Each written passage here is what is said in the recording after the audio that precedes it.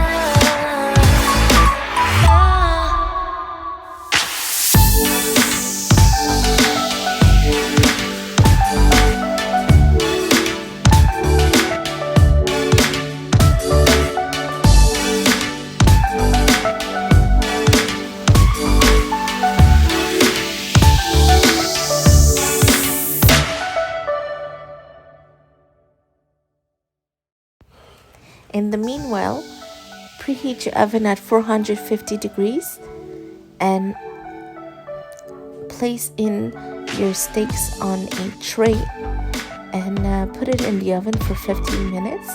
Once the 15 minutes is over, turn on your broil or grilling setting on your oven and broil it for 5 minutes on each side. And it will be normal that the skin fat on your steak will burn a little bit, but it's okay. As you can see here in the video, just flip it each side 5 minutes and your steak will be ready.